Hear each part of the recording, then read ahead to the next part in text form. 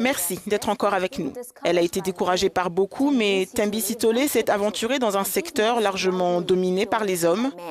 Elle dirige un atelier de réparation de véhicules en Afrique du Sud, défiant les courbes inquiétantes du chômage dans le pays.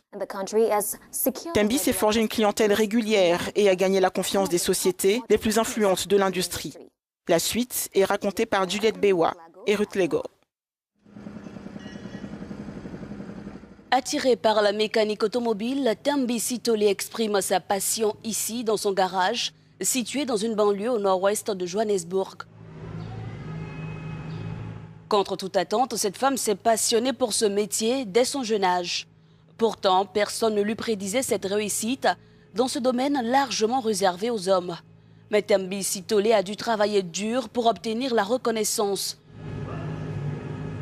Sans qualification, elle dit avoir acquis son savoir sur le tas. Quand j'ai commencé, je nettoyais des voitures. J'étais dans un lavage, c'était mon premier emploi et j'en profitais.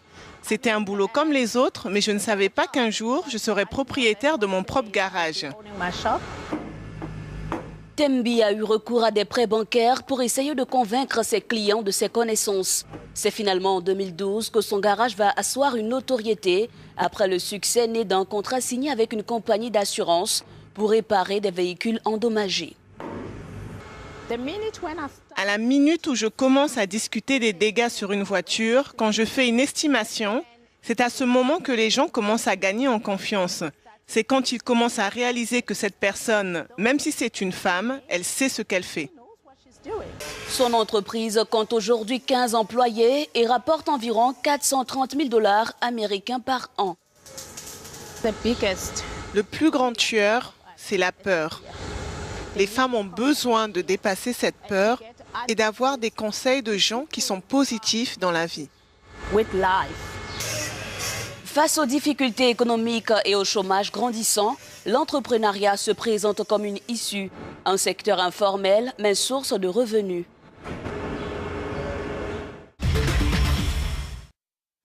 Pour approfondir la question, nous sommes rejoints par Mercy Makinde, une militante pour l'autonomisation des femmes et des jeunes à Lagos au Nigeria.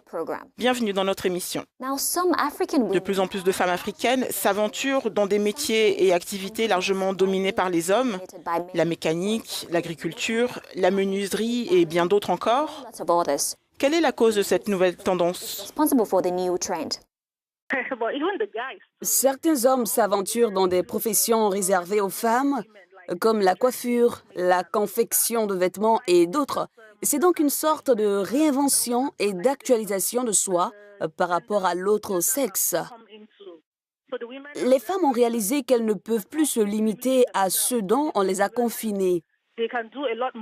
Donc je pense que c'est plus d'actualisation, plus de réinvention et peut-être plus de défis économiques. À quel type de défis ces femmes sont-elles confrontées quand elles se lancent dans ce genre d'activité ? Nous vivons dans une société où nous pensons que les hommes devraient avoir l'exclusivité de certains emplois au détriment des femmes. Par exemple, très peu d'hommes donneront leur voiture en réparation à une femme parce qu'ils pensent qu'un homme le ferait mieux. Tout ceci par réflexe et non parce qu'ils ont testé la femme, mais ils la perçoivent déjà comme incompétente. Pourtant, c'est faux.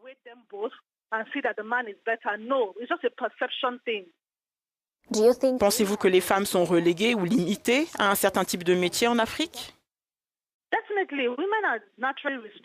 L'accès à certaines professions est limité aux femmes du fait de l'accueil dans un domaine. Ainsi, à l'université, dans les études de littérature, y compris en droit, vous trouverez probablement plus de femmes. Mais quand vous allez en ingénierie, dans les mathématiques et la science, vous trouverez peu de dames et plus d'hommes.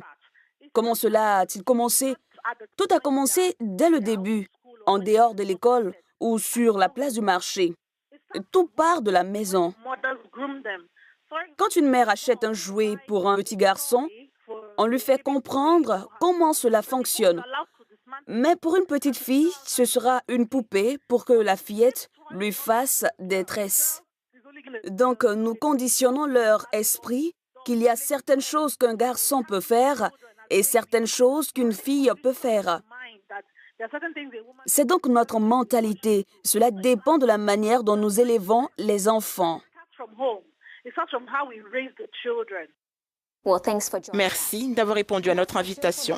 Et c'est tout pour cette semaine. Merci de nous avoir suivis. Réagissez sur nos réseaux sociaux en français et en anglais. Rendez-vous la semaine prochaine à la même heure.